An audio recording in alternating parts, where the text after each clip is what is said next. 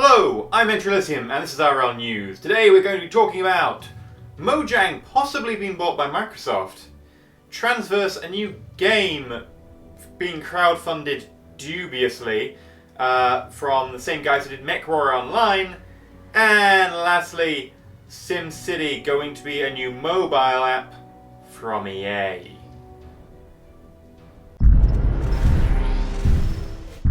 So first things first, let's talk about the Mojang thing. So basically, the creators of Minecraft, Mojang, look like they might be being bought by Microsoft for over $2 billion, which is twice what Amazon paid for Twitch recently, which is ridiculous.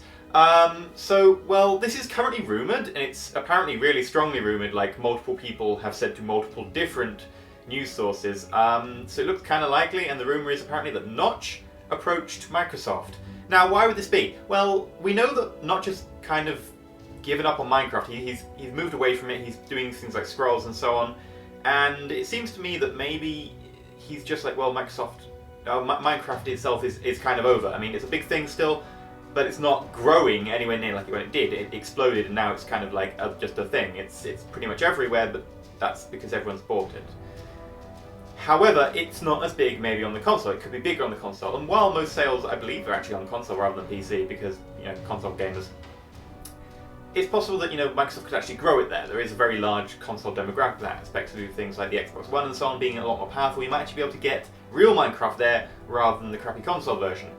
So it makes sense possibly to sell off Mojang to Microsoft and then let them just run it, because they can get value out of it, whereas currently it does seem that Notch has become maybe a little bit more distant from it than he once was. So it makes sense. It seems like it's something that could well be true, and selling off to Microsoft, who they've already got a console version with of Minecraft, makes sense from their point of view, and from Microsoft's point of view it stops them from putting it out on the PS4, which of course they're incredibly worried about. Currently it seems to be that Microsoft are very much in damage control about the Xbox One, and they're trying to grab everything they can to being exclusive, which of course is a bullshit move because it's just gating off content for other people. It makes sense from their point of view. As a gamer, we shouldn't be defending it. So I would actually call this rumour fairly likely, and I wouldn't be surprised if it does happen. That's fairly possible. Let's move on to the next one. Let's talk the easy one. SimCity. So EA have announced a new mobile game, SimCity Build It. Their tagline is Build, Craft, Create Cities, which is just the same thing 3 times. And another one that they used, this is even better, this one. I love this line that they used. They went, let me just read it. Pinch, zoom, and rotate 360 degrees as you manage your city in the palm of your hand. Okay, zoom, rotate. Those are basic game functions in any game with a movable perspective, like most games. So what you're saying is you can move the camera. Pinch. So that's a scaling function, which is a zoom function on mobile devices. So what you're saying is you can zoom, and you can rotate the camera. That's our marketing line. Yeah, EA doing a microtransaction game on Android and iPhone. I think we all remember Dungeon Keeper well enough to know that this is probably going to be something that we can just laugh at in future. It's going to provide great content for me for this, but I don't think it's anything that actually, we're actually going to buy. Because, hell no. I expect it to be like, you've got lots of fires. You need a fire station. That fire station will take 24 hours to build unless you pay us real money. So that's going to be interesting. And lastly, this one's going to be a little bit more in-depth. So Piranha Games made MechWarrior Online, which was a little bit controversial in that it started off being like, we want money to make MechWarrior Online. And people were like, yeah, that was like a big IP, it'd be kind of cool. And it's got a big user base, or at least a big fan base, who were like, yeah, money! And Piranha Games got, I think, 5 million when they were asking for 1. And then they made it, and it took a long time, and there wasn't much communication, and when there was communication, it was false, and said different things to what they promised. There were several things where there were things that people really didn't want appearing in the game and appeared, and there were some things that they introduced and never documented, and then they completely broke and nerfed lots of things, and it just seems that there was a massive disconnect from them and their user base, which is just You know, it's bad practice in a normal game. In a crowdfunding game, where you're relying on people to keep giving you money, and people buying into the crowdfunding, and people have already got you money, and they have, well, some sort of sense of entitlement there. You can, of course, debate what actual entitlement they have. That's just a really big no. Communication is number one when it's that aspect. So they handled that poorly. Let's just say poorly, very poorly, in fact. Let's just say they handled it atrociously and move on from there. I'll put an article down below if you want to read that about Macro Online. It's actually kind of interesting reading, because how can they do it so badly? But they've just launched a crowdfunding campaign for Transverse.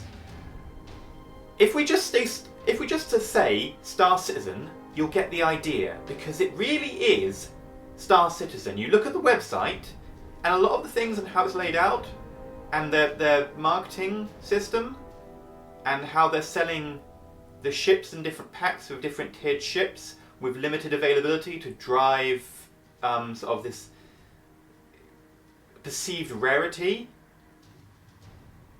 It's Star Citizen.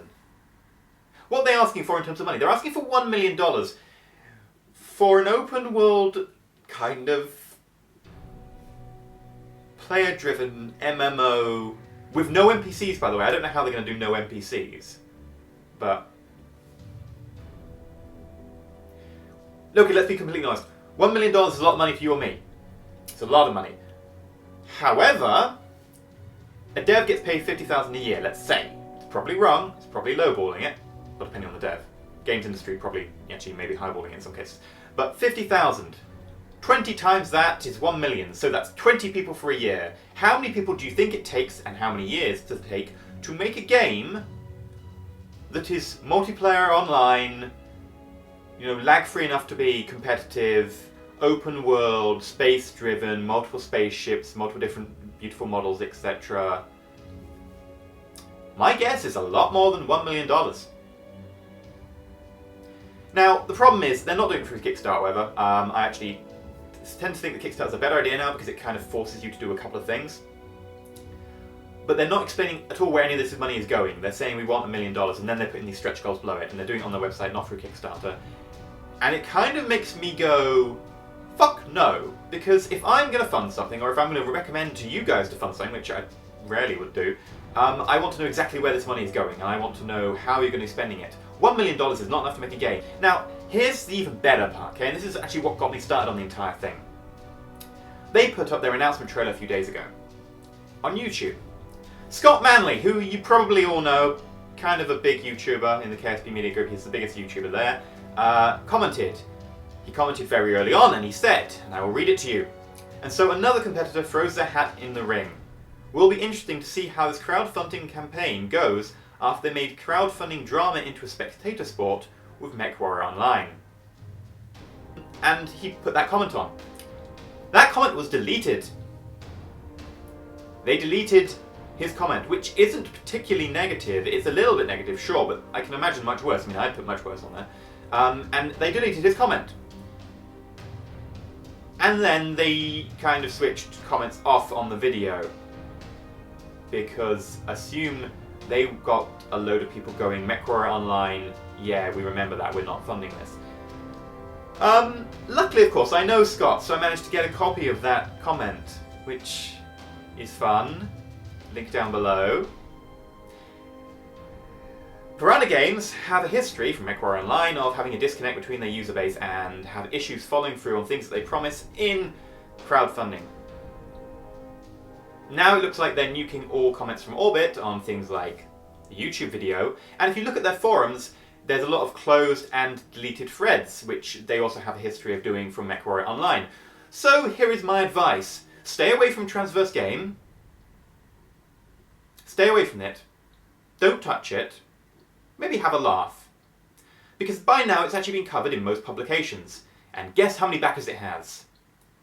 69 at time of recording this video. 69 backers, and it's been covered by pretty much every gaming news website there is. It's gonna fail. I've been EnterElysium, and this has been IRL News. If you liked the episode, if you found it interesting, give it a like. If you're not subscribed and you want to see more of this, or any other crappy videos I do, give them a like too. Stay shiny.